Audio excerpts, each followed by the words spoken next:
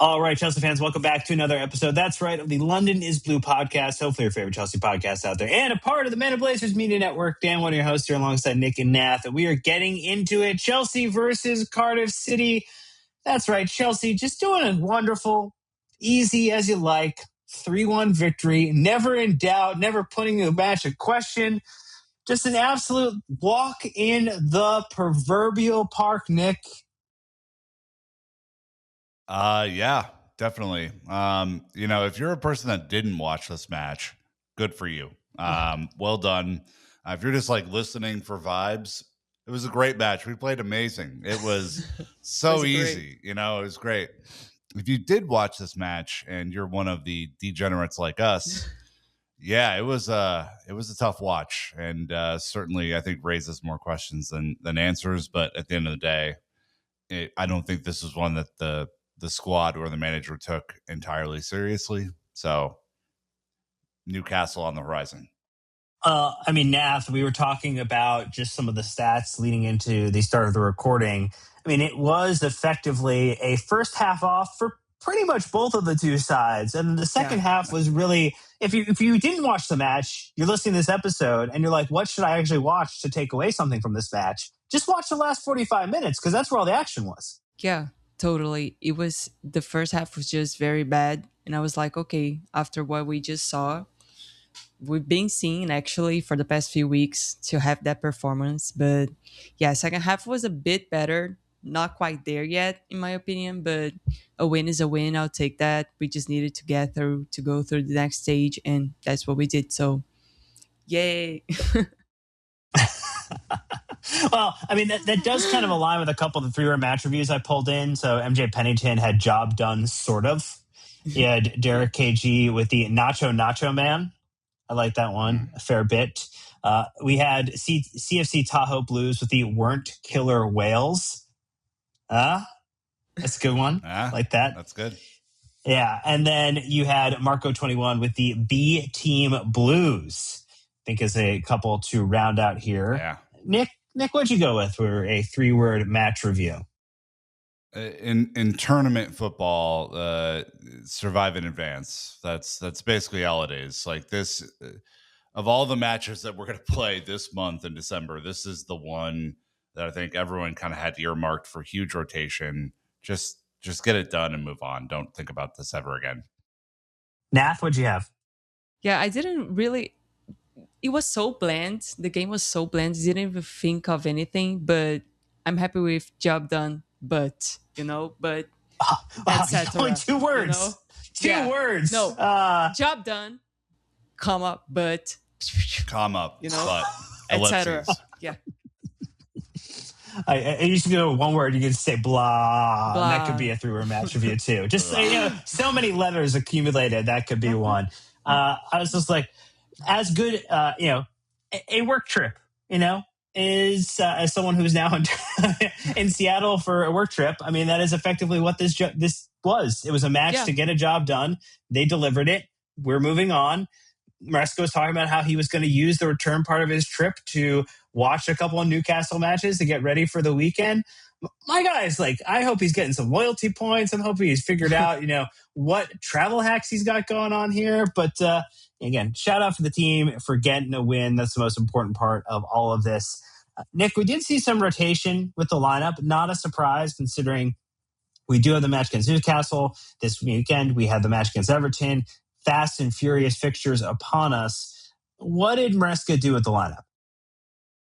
Well, he made 11 changes, Dan, and I think that was pretty much the indicator. And frankly, I didn't fault this lineup at all. Like, I think you have to make a significant amount of changes with Newcastle coming up on the horizon, with Villa coming up after that, Bournemouth, City.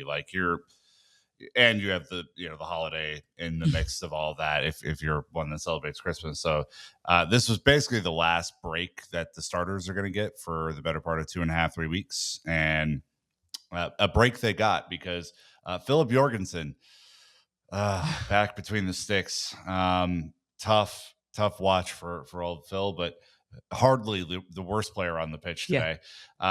Josh typically has a good game at right back, did not really have a good game today. Tosin, Benoit Badiashile wasn't much better. Joel Hato started off shaky, kind of grew into the game a little bit, was relatively happy with him. Caicedo and Andre Santos in the midfield. That's one for Nath and I on this show. We finally got Andre's start. Don't worry about it. It's all fine. Tyreek George on the right, Bonanote in the number 10 spot, Jamie Gittens on the left, and then the right in the second half, and Marky up top. Subs were made. They were better than the starters in this one, and so on and so forth. But it was, it was a tough watch in that first half for most of that 11. Yeah, I think the one player that people were hoping to see heading into this game would have been Estevao, but as we found out later, small muscle problem, not available for this game, also not available for Newcastle. So just hopefully he bounces back, because I will tell you, for our trip to London, I think the player I was most excited to go see in person playing for Chelsea would have been Estevao, personally, like someone I haven't seen play in our shirt in person. No, he's coming back. Steven, get your ass on the pitch while we are there. Steven, full Steven. No muscle problems while we're over there. Come on now. Unbelievable. But I think the story of this match is probably best told by throwing a lot of praise on one player. I think it is Garnacho, who deserves a lot of love for his support. As I mentioned, the Nacho Man and 3-word match review ends up with a 9.3 on SofaScore for the day, all done in a half of football where he also registered 5 shots on total by himself, 3 on target, 2 blocked. Could have had more than the 2 goals, Nick. Like, this was absolutely like a really, really strong performance from him in a substitute role. Yeah, and this happened because Jamie Gittens had an absolute stinker in the first half. Refused to run into the half space, refused to run beyond what was a League One right back, just refused to do anything really. And so Garnacho comes on and does those easy things immediately. If you were following Chicago Dimitri during this match, you would have seen much of that same commentary. It is the basics. He did the basics extremely well, and then the finishes were great finishes. And so you have to give him credit for that, because I think that, we're looking for goal production because we haven't had it from our center forwards. And so this was a really great thing for him.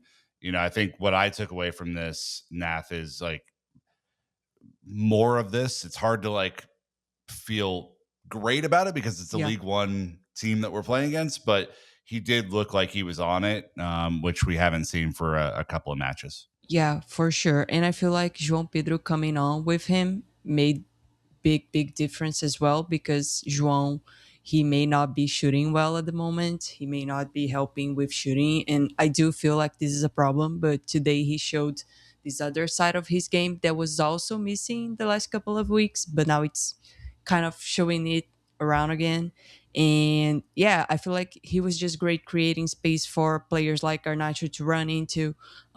Malo Gusto ran a few times into spaces Joao created during the game as well. And he kind of had that pre-assist for the second goal, and then he had an assist for the third, if I'm not mistaken. But yeah, he did great holding on to the ball, and just, creating space by holding on and distributing well for our wingers, mostly Garnacho, because as we were talking about, Gittens, he didn't actually have the best game, and that kind of worries me because it's a League One opposition. No offense and no disrespect, but we should be doing better against teams that are like 2 leagues lower than us. Offense and disrespect, man. That's what I want, and we barely gave that to him in this one. So yeah, I mean, I'm glad Garnacho came on and did something someone needed to. Yeah. It was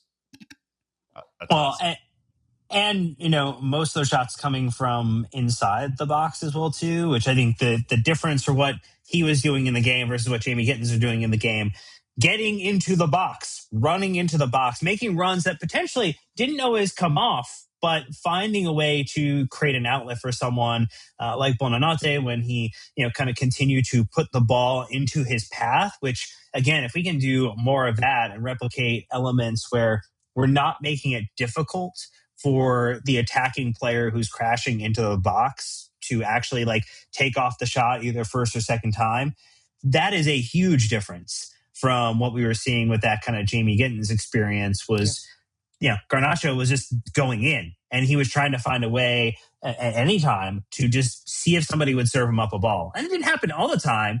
I mean, but he tested the keeper first and then he found his way past the keeper, which again, the resiliency, a little bit of the desire to just push beyond. And I think some of the actually like wholesomeness, like within the goal celebrations too, for both of his goals. Like, I don't know, I kind of feel like he's a good vibes guy at this point in time. Like, I know that he's gotten like a rap before for some of his like personality and ego nath, but I don't know. I feel like this team likes it when he scores. Like, I generally think like this team roots for him to do really, really well. Yeah. I'm starting to root for him too, obviously, since he put on our shirt. But yeah, I feel like it was more his brother than him because of the attitude problems and everything. I feel like this is what he needs to do. He doesn't need his brother to be on social media saying, oh, my brother is very good. Oh, my brother has to be there. My brother has to start every game.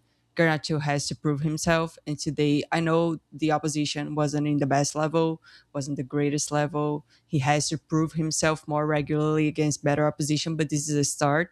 And I'll take that because I feel like he has a lot of things Maresca likes, and him maybe coming back and earning that spot with Palmer back and now Steven as well. So, well, hopefully Steven now. Totally forgot about the injury, but he's coming back for the Aston Villa game. Is it after Newcastle? But hopefully he's back and we get to see those three on the pitch together because I feel like this is a front, the attacking line, attacking midfield line that could cause problems for oppositions at the highest level. And I feel like there's something good that we can build up from it when we have all those players and maybe Joao Pedro as well. So it will bring us more alternatives to what we see on the pitch, to what Maresca can do, and hopefully this talk about the squad just stays behind us and we can focus on what matters, that's winning. Let's take a really quick break. When we get back, we'll talk a little bit about just some of the winners and losers from this game as well, because I think there were some, like Garnacho, definitely won on the performance of this game. Others, like we talked about, Jamie Gittens, maybe struggled a little bit to show, his true self in this moment. But stay tuned, and we'll be right back.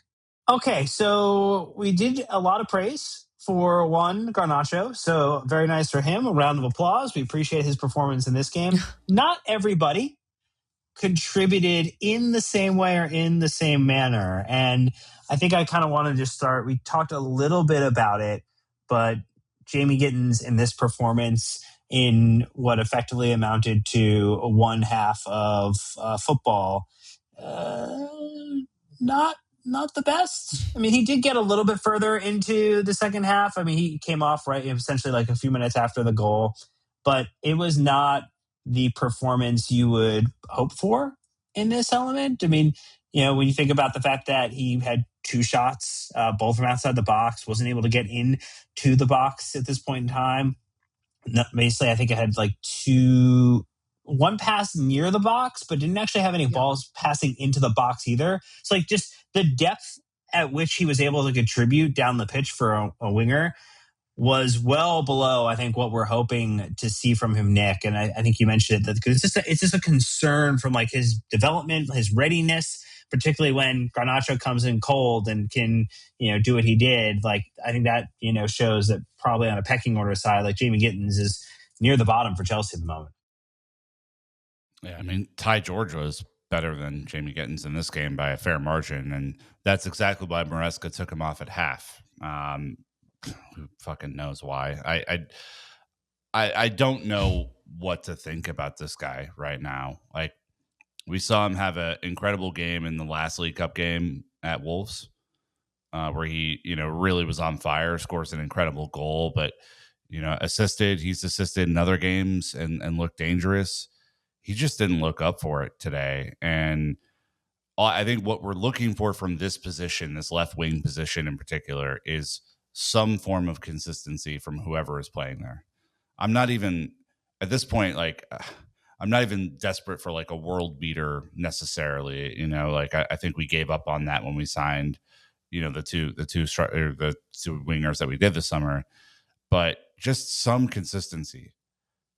I need something there because it's really frustrating to watch. I mean, he clearly has bags of talent and can do everything that he needs to do. He's done it in the Champions League before, but we're not seeing this guy. And he's certainly, I think in terms of pecking order, like Garnacho is clear of him, from a skill perspective, from a consistency perspective. So look, I get League One is a whole different, conversation. They play differently, all that sort of stuff. But it is concerning if you're not athletically able to run past a League One right back and do a job.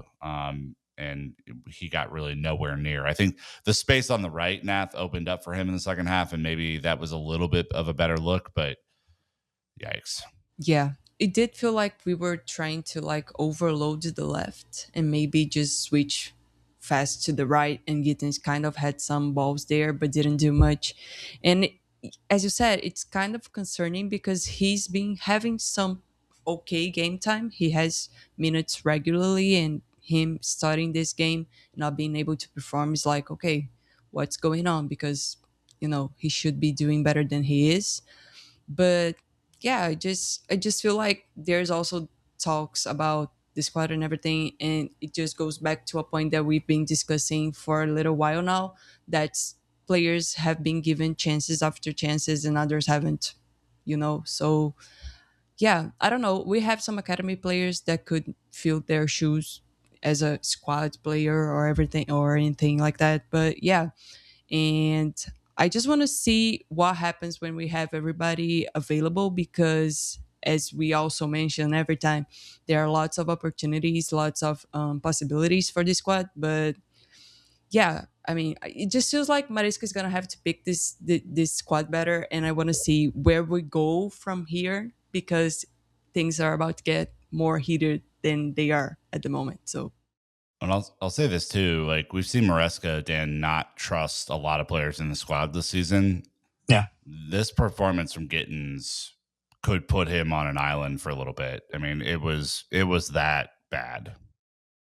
Oh, I think that we also have opportunities to talk about players who kind of came in and did a job. I think that some of the players, again, who started didn't necessarily deliver upon the promise that they made to go out and win the game.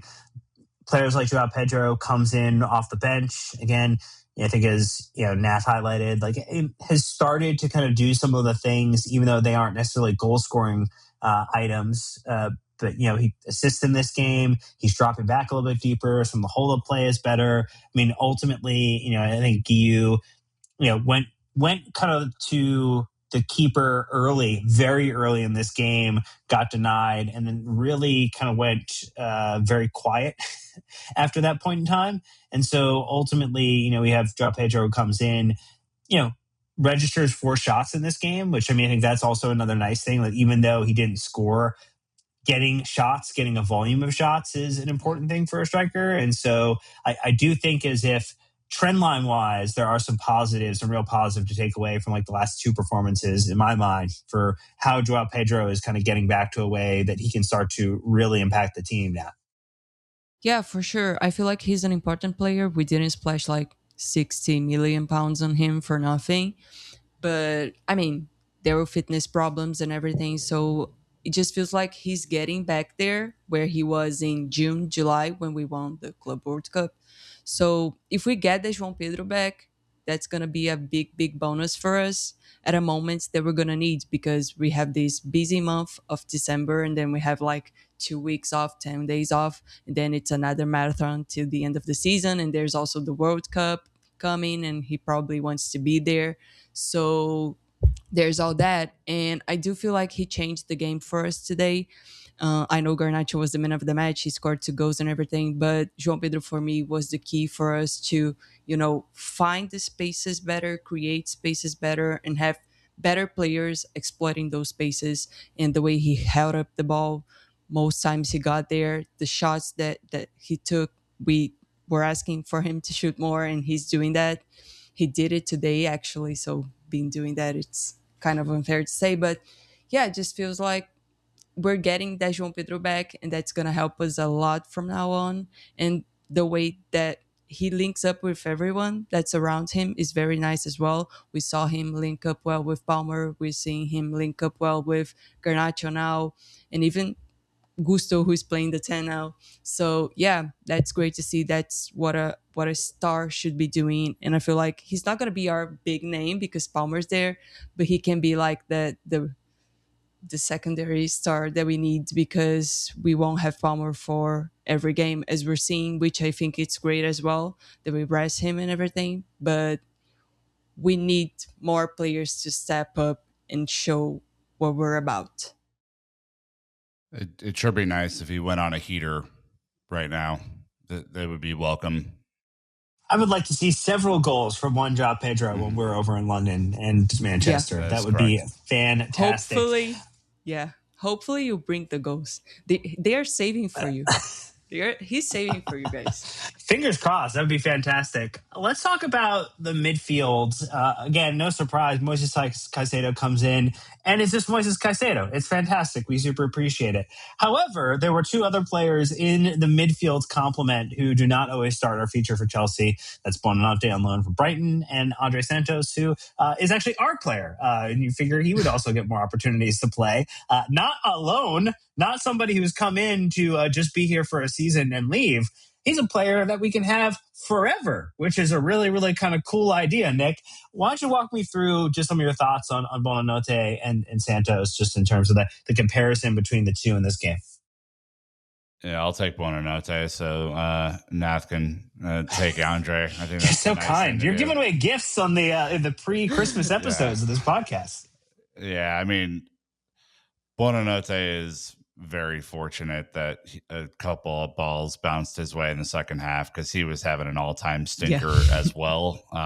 This was not a quality performance, and I think just, he was basically like given a ball that he turns into an assist at the for the first goal, and of course, started to make a bigger impact after that, but was all over the place, didn't know where to press, didn't know where, his runners were going to be. I mean, he hasn't played a whole lot, so it's like hard to be, I don't know, too harsh on him, I guess, but it was certainly not a one to write home about, for sure. So, I know he was brought in to like just do the kind of sub number 10, play these sorts of matches, sorts of vibes, but as was brought up in so many other places. And I think, as we kind of brought up this summer, Nat, this is not a player that is so good that our academy couldn't have filled the role that he's playing right now. Yeah, 100%. And I think Mariska kind of touched on this subject, like, oh, Buonanotte is not having minutes. And the question I have is, if he's not having minutes and he's not from the club, why is he still around? It makes no sense. Yeah. So yeah, I just don't know where this is going. We talk a lot about the squad, we talk a lot about the players, but it's hard to see where we're going, because everything we do seems so, it doesn't kind of make sense. But what does make sense is Andre Santos going back to the starting 11, and he was also all over the place, but knowing a bit more what to do.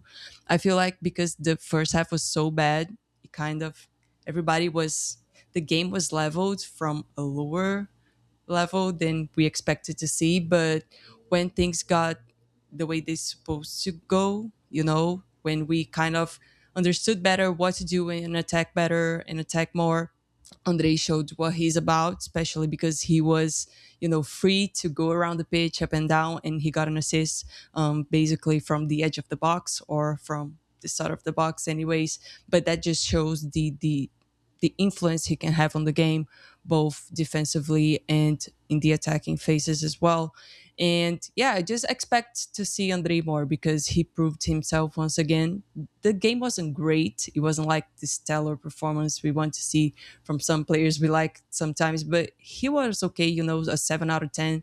It was enough to, prove himself again and prove that he deserves more chances at at a higher level, such as maybe Aston Villa, who knows, because Enzo and Caicedo need to be rested.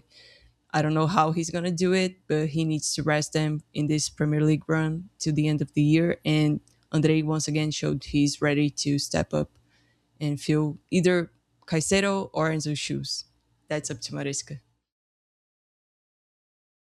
Yeah, there's plenty of things that will be up to Maresca here, and Yeah. he has definitely let us know what things he feels like are in his control, what things are not in his control at the current point in time. But I think heads up play from Santos too for the Pedro Neto goal as well, which got a nice like little kind of like guiding deflection there, kind of like a bumper in a bowling alley. Just a little bit of extra love there to make sure it went into the back of the net. I think that.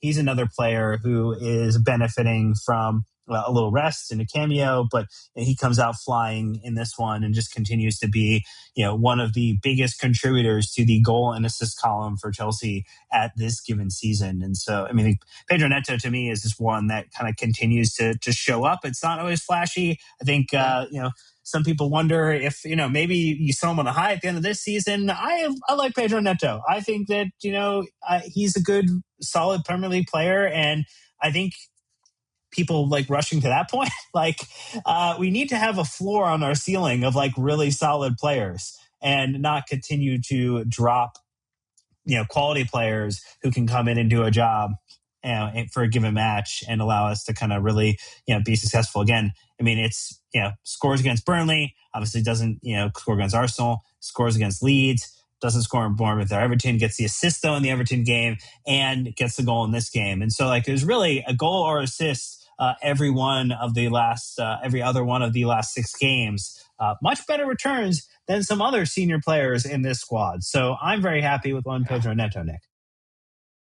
Yeah, I mean, you're going to about to see a lot of him over the next week and a half, 2 weeks. I mean, this is the guy that is performing at the level every single time he goes out. There's the consistency that you're looking for, especially with Big Steve maybe not being as healthy during this run. It's going to be him and Cole Palmer and Garnacho. I mean, that is the guarantee of what you're going to see in Joao Pedro, obviously. So, yeah, I mean, he has. I really wish we didn't have to play him today, frankly, because it would have been nice to not. But I think he's just kind of adopted that leadership mentality and just went in and did a job and was super professional. So, not much more you could ask for.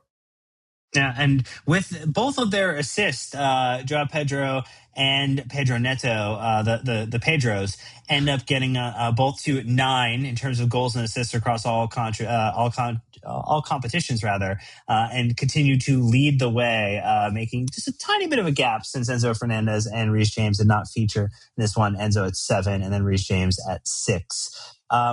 We're going to take a very last ad break. When we come back, we'll talk just about what's coming up in terms of who Chelsea are going to play next in the competition. Because again, we have advanced. We put ourselves into the semifinals, and that's a really, really nice place to be. So stay tuned, and we'll be right back. Okay, so we played first, which means that as of time of recording, we don't know who's winning in the matches between Arsenal versus Crystal Palace, Newcastle versus Fulham, or Man City versus Brentford. You figure, Nath, it's probably going to be some combination of Man City, Newcastle, and probably Arsenal. But again, It's a cup. Crazy things happen in a cup. Maybe Arsenal don't get 2 own goals in this game. Who knows? It would be very interesting to see if one of these teams could do something fun and hopefully give Chelsea an easier path to a trophy this season, which, again, I don't know how far we'll go in the FA Cup. I don't know how far we'll go in the Champions League this season. You're in the semifinals in this one. And so I think the expectation for Chelsea now is to go out and win it. Yeah, totally. A cup is a cup, It's a trophy that we haven't won for a while now. So I feel like we should play for, to win. We have to play to win, not to just, we're there. We're just going through let's see where we get. No, we have to play to win. It's another trophy. It's gonna do well, sorry, for the team as well, because we've been winning a lot, of course, for a while now. I mean, you know what I mean. The Club World Cup was a great trophy, was a great title to win, and I feel like it doesn't get better than that because it's like the pinnacle of football, of club football now. But we need to prove ourselves in other levels. We need to build consistency, and winning these cups mean building consistency. So yeah, I just feel like that's there for us to grab, and we should do whatever we can to win it. So be it Arsenal, Newcastle, City, Crystal Palace, Fulham, Brentford, we have to just go there and beat them no matter what. That seems pretty fair, Nick. Just beat some of the best teams in all of England. Not a problem. You're going to have to at some point. In knowing our luck in draws, you're probably going to get City or Arsenal here. So, just bring it on. And if you do want to prioritize winning a cup, you're only 2 stops away from doing that here. So, I know the club obviously has ambitions in the Champions League and claims they have ambitions in the Premier League, which I have yet to see materialize. But this is one that's right there in front of you. And, if you can do it and rotate a little bit to get it done, then you would have really done a job. So, any chance that we get to win something, I'm in. Yeah, I mean, we did get robbed in 2024, to be fair, in that game. So just, I think like we got to the final in 2022. We got to the final in 2024. I think you could argue we got robbed actually in both of those finals, Yeah. which is kind of crazy. So yes, it would be nice that if we were able to go back in this one and reverse the trend of Chelsea making it on these, even numbered years. 2022, 2024, and now 2026, and actually win the whole damn thing. That would be a delight. Yeah, But I just look, you got to start winning at Wembley at some point. Yeah. Too. We haven't won at Wembley in a long time, and that goes back way further than we care to admit. So let's start switching it up, huh? it sounds like a plan. So that leaves us with the fact that Newcastle on the weekend. To upcoming podcasts, we will have a Newcastle preview, Newcastle review, and a holiday mailbag coming out. But also, Enzo Maresca did have comments at the end of this game. I don't know if it's the most productive thing for us after talking about it this weekend to go talk about Enzo Maresca's comments again. There were videos of supporters, him going to the fans after the game, blowing some kisses, tapping the badge. I mean, the type of things that in general, in regular times, you would just love seeing and not wanting to see after potentially the worst 48 hours, followed by another 48 hours of coverage around what was going on at Chelsea Football Club. That does mean, though, that Nick will be doing a special episode with our friend Ben Jacobs, who will also be joining us at Classic Football Shirts in London for our live podcast on the 29th. There's an Eventbrite link in the description. Limited number of spots, but if you're in London on the 29th and you'd like to come out for that podcast, you absolutely should do so. We'd love to have you there. Ben Jacobs is guest, but Ben Jacobs, Nick, pod later this week. You'll talk about the Enzo Maresca comments in full and the story and the reporting that Ben has done around what potentially is going on behind the scenes. Yeah, there's a lot going on there. We will also, just from a trip perspective, we know there's been a bunch of people who have reached out to say like, hey, when can we hang out while we're over? We will publish our schedule on socials and in our email newsletter so that people can come hang. We'll be there. We'll be having a lot of fun. So even if you're not a part of the trip group that is going over with us, of course, we're just going to be having beers. So come have beers with us. That's what I would say to that. And as Nath is someone who has had beers with us before in person, she can definitely attest to the fact that it is a very fun hang. And that's all we need you to know. Yeah, for sure. It's very fun. And you'll probably be having more beers with Nick and Dan than I did. So it's going to be even more fun. So go there if you can. Boom. I love it. Great endorsement. Look, it's a Chelsea win at the end of the day, 3-1 over Cardiff City. We advanced in a cup, and that is a wonderful way to leave this one. So, again, leave 5-star reviews on Apple Podcasts and Spotify. It's always appreciated. Don't forget to sign up for our free weekly newsletter, Blue Dispatch, with my good friend Sam. You also can help out the show by going over to YouTube, or if you're on YouTube, liking, commenting, and subscribing to the videos and hitting that bell icon to get notified. And then you also could join in our Discord community in a free or paid capacity. That's going to do it for this one. So thank you so much for listening. Until next time, Chelsea fans, you know what to do.